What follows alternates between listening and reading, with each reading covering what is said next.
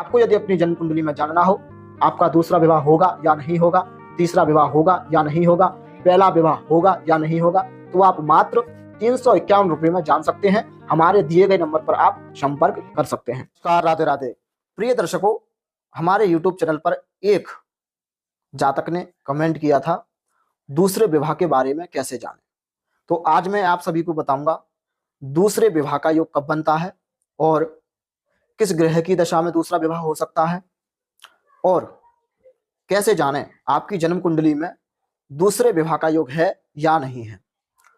तो सबसे पहले मैं बात करता हूं बेसिक जानकारी के ऊपर। देखिए, जन्म कुंडली में हमारे द्वादश भाव होते हैं, द्वादश राशियां होती हैं, जैसे मेष, वृष, मिथुन, कर्क, सिंह, कन्या, तुला, वृश्चिक, धनु, मकर, कुंभ, मीन। इनके स्वामी भी होते हैं, जैसे मेष और वृश्चिक राशि का स्वामी मंगल, वृष और तुला राशि का स्वामी शुक्र होता है, मिथुन और कन्या राशि का स्वामी बुध होता है, मकर और कुंभ राशि का स्वामी शनि होता है, धनु और मीन राशि का स्वामी बृहस्पति होता है, सिंह राशि का स्वामी सूर्य होता है, कर्क राशि का स्वामी चंद्रमा होता है। आपको स्क्रीन में भी दिखाई दे रहे होंगे। उसी प्रकार हमारे राशि के अनुसार ग्रह उच्च के होते हैं, जैसे वृष राशि में चंद्रमा उच्च का होता है और वृश्चिक राशि में चंद्रमा नीच का होता है। नीच और उच्च ग्रहों का जो प्रभाव है हमारी कुंडली में बहुत ज्यादा दिक्कतें परेशानी करते हैं जब ग्रह हमारे नीच के हो जाते हैं। तो आपको उच्च और नीच ग्रह के बारे में भी पता होना चाहिए। तो आपको स्क्रीन में दिखाई दे रहा होगा उच्च ग्रह किस राशि में होते हैं और नीच किस राशि में हो जाते हैं।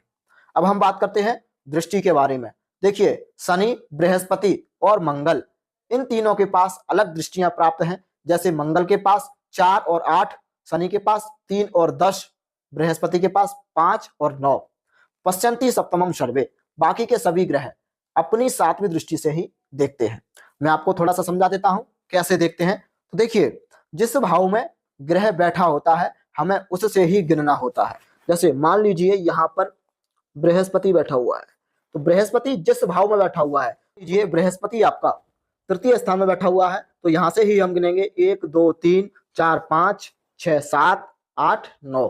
ठीक है, 9वीं दृष्टि एकादश भाव पर, 7वीं दृष्टि कहाँ है, भाग्य स्थान पर, और 5वीं दृष्टि सप्तम स्थान पर है। इस तरीके से हमें दृष्टियां देखनी होती हैं। जो हमारे पाप ग्रह होते हैं उनकी दृष्टियां खराब मानी जाती हैं, अनिष्टकारी होती हैं। जो हमारे शुभ ग्रह हैं जैसे बृहस्पति, शुक्र, इनकी दृष्टियां शुभ मानी जाती हैं। उसी प्रकार हमारे 4 प्रकार के संबंध होते हैं। पहला संबंध होता है राशि परिवर्तन संबंध, दूसरा युति संबंध, तीसरा दृष्टि संबंध, चौथा एकल दृष्टि संबंध। इसको भी मैं समझा देता हूं क्योंकि हमारे YouTube चैनल पर नए दर्शक जुड़ रहे हैं, उनको समझने में बहुत ज्यादा आसानी हो जाएगी। देखिए, युति संबंध होता है जब कोई ग्रह एक पास में बैठे हों, जैसे शनि और सूर्य, ये दोनों युति संबंध में है। अब मान लीजिए शनि की यहाँ पर मकर राशि है, सूर्य की यहाँ पर सिंह राशि है। ठीक है, तो सिंह राशि का स्वामी सूर्य मकर राशि में है और मकर राशि का स्वामी शनि सिंह राशि में है। ये हो गया राशि परिवर्तन संबंध। ठीक है, युति संबंध भी बता दिया। दृष्टि संबंध देखिए, मंगल यहाँ पर बैठा हुआ है, मंगल की 7वीं दृष्टि शनि पर है और शनि की 7वीं दृष्टि मंगल पर है। ठीक है, ये हो गया हमारा दृष्टि संबंध। और एकल दृष्टि संबंध होता है कोई भी ग्रह एक ग्रह को देख रहा है परंतु वो ग्रह सामने वाले ग्रह को नहीं देख रहा हो, तो ये हो जाता है हमारा एकल दृष्टि संबंध। ठीक है, अब मैं बात करूंगा दोस्तों दूसरे विवाह के बारे में। देखिए, दूसरा विवाह का योग कुंडली में कब बनता है, जब हमारा सप्तमेश छठे भाव में चला गया हो, अष्टम भाव में चला गया हो या द्वादश भाव में चला गया हो। कौन? सप्तमेश। ठीक है, तब भी जो है 2 विवाह के योग बनते हैं। सप्तम भाव में अधिक पाप ग्रहों का प्रभाव होना, ये भी 2 विवाह का योग बनाता है। अर्थात पहला विवाह टूटेगा, दूसरा विवाह आपका होगा। ठीक है, यहाँ पर पाप ग्रह बैठे हों, ठीक है, तब भी उनकी दृष्टि जाएगी सप्तम स्थान पर। मंगल चतुर्थ स्थान में बैठा हो, चौथी दृष्टि मंगल की जाएगी। ठीक है, शनि दसम भाव में बैठा हो, 10वीं दृष्टि सप्तम भाव पर जाएगी। तो इस अवस्था में जो है कुंडली में 2 विवाह के योग बन जाते हैं। मैं आप सभी को बताऊंगा दूसरा विवाह आपका होगा या नहीं, तो वो कैसे देखें। तो आपको अपनी कुंडली में नवम भाव को देखना है। नवम भाव में जो राशि बैठी हो, मान लीजिए यहां पर जो है मीन राशि है।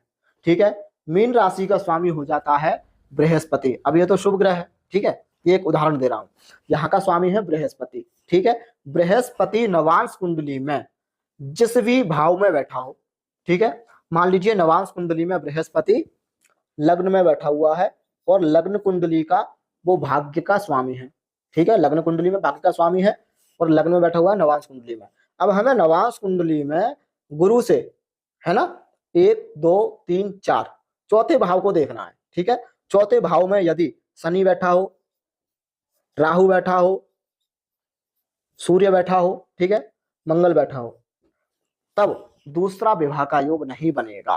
ठीक है, या आप चाहते हैं आपका दूसरा विवाह हो तो आप जो भी ग्रह चतुर्थ स्थान में पाप ग्रह बैठा हो, ठीक है, या जो ग्रह जिस राशि में बैठा हुआ है, ठीक है, उसकी शांति अवश्य कराइए।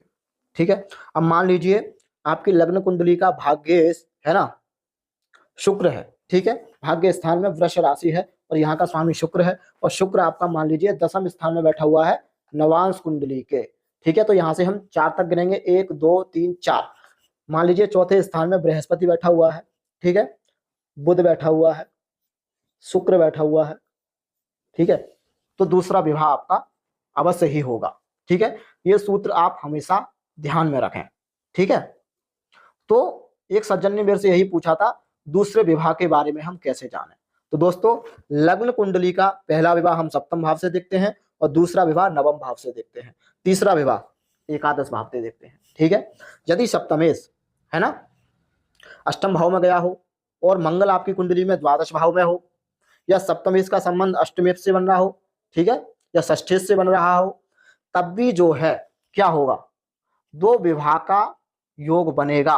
परंतु इस अवस्था में अगर ग्रह नीच का हो गया है, अंशहीन है, तब 3 विवाह के योग बन जाते हैं। और ऐसा बताते हैं कि मंगल द्वादश भाव में हो, सप्तमेश किसी पाप ग्रह के साथ बैठा हो, षष्ठ भाव में केतु बैठा हो, तो ऐसे जातक के 3 विवाह होते हैं, अर्थात दूसरा विवाह भी टूट जाता है। अब ऐसी कोई कुंडली आएगी मेरे पास जिसके 3 विवाह हुए हों, तो मैं आपको उसकी कुंडली का अध्ययन करके जरूर बताऊंगा, उसमें प्रैक्टिकल करके बताऊंगा कि उनका सप्तमेश कितना पीड़ित है, भाग्येश कितना पीड़ित है ना, उस अवस्था में इनके 3 विवाह हुए हैं। तो ये वीडियो जो है ज्यादा बड़ी नहीं करूंगा, आपको समझ में आ ही गया होगा। दूसरा विवाह आपको देखना हो तो सप्तम से तीसरा भाव भाग्य स्थान होता है, भाग्येश नवांश कुंडली के जिस भाव में बैठे हो उस भाव से चतुर्थ भाव को देखना है, या नवांश कुंडली में चतुर्थेश को देखना है। ठीक है, वो ग्रह यदि शुभ है, शुभ प्रभाव में है, ठीक है, पाप ग्रहों के प्रभाव में नहीं है, नीच का नहीं है, तो आपका दूसरा विवाह निश्चित ही हो जाएगा। तो दोस्तों, आपको यह वीडियो अच्छी लगी हो तो वीडियो को शेयर करें, कमेंट करें, चैनल पर नए जुड़ रहे हैं तो चैनल को सब्सक्राइब करें। तो अगली वीडियो में मिलूंगा। आप किसी को किसी भी जानकारी चाहिए तो आप हमें कमेंट कर सकते हैं, हम उसका उत्तर आपको वीडियो के माध्यम से ही दे देंगे। नमस्कार, राधे राधे।